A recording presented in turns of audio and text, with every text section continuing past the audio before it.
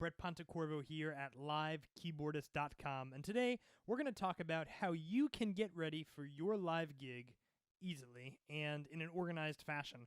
Now, as creative people, sometimes organization is not our strongest point. However, I'm going to show you how you can do it really easily in a really organized way so that you don't feel overwhelmed and you do show up prepared. Now, before we jump in, make sure you click that like button and click subscribe to stay up to date with all of the latest happenings at LiveKeyboardist.com.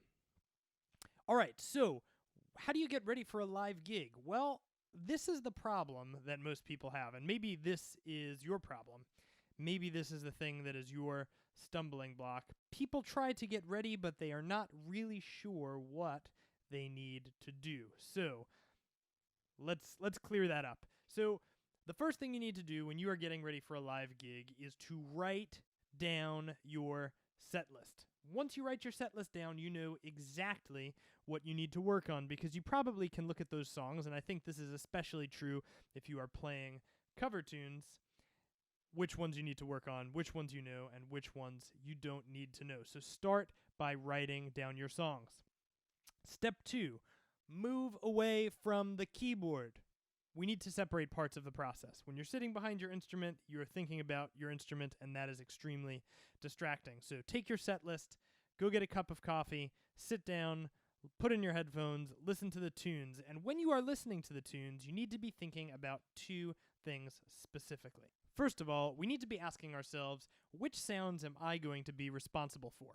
Are there any things that are happening in this recording that could be left out and probably won't be missed? Is there something that you're listening to that you know is going to be physically impossible to play? If so, take a note of that. Now, I really like to do this in 2 columns, so I'm going to throw this up on the screen here. So this is just me jotting down some stuff, jotting down the order that I need to work on things. So you can see when you're looking at this that on the left-hand side, I have a list of the patches that I'm going to need to create. And by the way, those are in order. And I also have a list of the things that are physically impossible or are going to require a little bit more digging and creativity to make. So for this song, that pad intro and needing some chord triggers. So at this point, I'm going to save you from the #1 mistake that most keyboard players make, which is that they are so excited to get ready to build their patch list that they stop practicing the song. So don't build your patches at this point. Sit down, open up a basic piano patch, and play the songs, because if you can't play the songs, your patches don't matter. I'm going to repeat that. If you can't play the song, your patches don't matter. So, learn the tune. If you show up prepared, your patches will add a ton. If you don't know the tune, your patches are worthless. And we want our patches to be the icing on the cake, so learn the song. All right, once you have practiced all your songs on piano, you are really going to want to build your patch list. However, stop. Don't build your patch list yet. Before you can have a patch list, you must first have patches. So pull up that good old sheet that you wrote down your list of patches on and begin making the sounds. Perhaps you have some presets that are already set up for you that you know. You can pull those into a live set. In my case, I would pull them in to Ableton, but get them all in one place. Get them all made before you start putting things in order, because that really is the last step.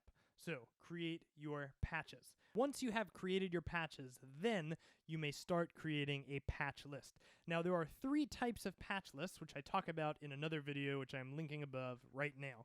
There is the static patch list, the dynamic patch list, and the automated patch list. Depending on what you are doing, you're going to want to choose one of those 3 types of patch lists, because I find that really that is going to cover most of your bases most of the time.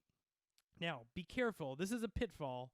Do not turn your programming session into a playing session. We must keep everything separate. In the same way that you try not to produce and mix at the same time, we don't want to program and be playing at the same time. So, separate it out. Let's take a second to create our patch list, either a static, a dynamic, or an automated patch list without playing. Once you have done that, it is time to test your patch list. Now, here's another common pitfall. Do this in order. Go from song to song, because you want to see not only how it's behaving when you're in the middle of a song, but you also want to see how Ableton is behaving, or whatever program you are using is behaving while you're switching between songs. Are there any automations that you're using that only work if you go through a certain scene or through a certain slot? These are things you need to be aware of ahead of time. So we're going to test our patch list in order, going from patch to patch to patch. Once you have done this, now it's time to go back and fix the problems. So if you're noticing a mistake, write it down. Don't fix it. Write it down. Then go back and fix it after that.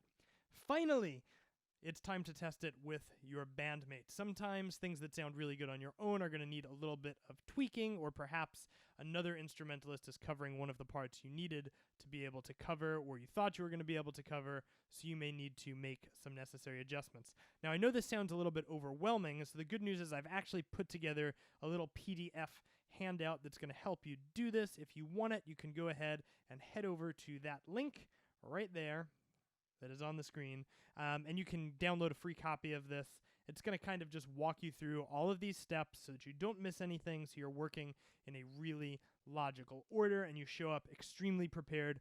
Be sure you like and subscribe before you go, and leave a comment below letting me know how you get ready for your live shows. All the best. I will see you all here next week.